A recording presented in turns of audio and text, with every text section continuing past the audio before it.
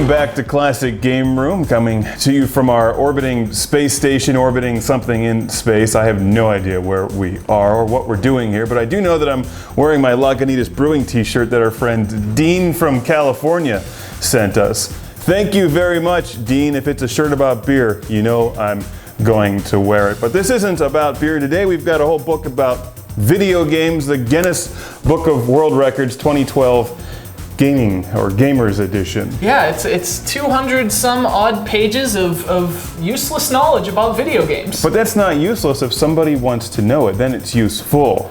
To a degree. It's only useless if you're trying to, say, learn something about maybe launching a rocket into space or building an airplane, in which case you probably won't learn a whole lot. But what if you want to know what the best games are, or what some of the best minutiae about video games are? Because I reviewed the 2011 edition, and they've got some interesting articles that actually makes for a fun read if you're into the subject matter. Well, I would say emphasis on the minutiae of video games. There's a lot of detail in here, and there's detail, and then there's the Guinness Book of World Records Gamers Edition. This takes it maybe a bit too detailed, some of this stuff. What's the one that you like the best video game ending?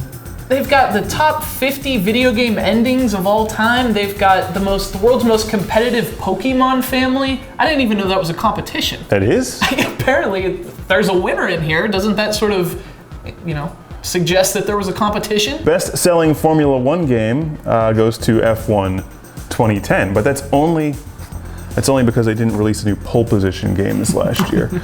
Longest online winning streak in Mortal Kombat. Xbox Live user Futant462 lacerated, decapitated, and eviscerated his way through an impressive 378 online matches without a single loss on Mortal Kombat. I don't think I've ever made it through 2 or 3 matches at once without getting killed, and that's like the old school one. Isn't that that's a pretty verbose way of saying he's just a nerd? Yeah, unlike us. First retail game to include 0-point achievements. Dead or Alive 4. Dead or Alive 4, that's the kind of knowledge that you need to pull out at a bar when you're trying to talk to a pretty girl. Like, did you know what the first Xbox 360 game to have 0-point achievements is? Yeah. And then while she's walking away, you can say, Dead or Alive 4, best-selling Sega Saturn game, goes to Virtua Fighter 2, which is a great game. They made Sega Saturn games? Shut up. Yeah, that's the cool thing. They have a section for every genre, and then they just fill it with all this crazy trivia and a lot of awards that sometimes they feel arbitrary. It's like they had a game they wanted to mention, so they just made up an award that way they could mention it. So best-selling beat-em-up on the PS3. Well, of course, it's God of War 3. And wow, almost 4 million copies sold as of last July. That's almost better than Shoplifter on the Atari 7800, but not quite. Longest development time for an RPG goes to Diablo 3. Most prolific role-playing game series goes to Adventure Vectrex Quest on the Vectrex. Oh, I read that wrong. It's Final Fantasy. Final Fantasy. Oh, well, that's complete BS.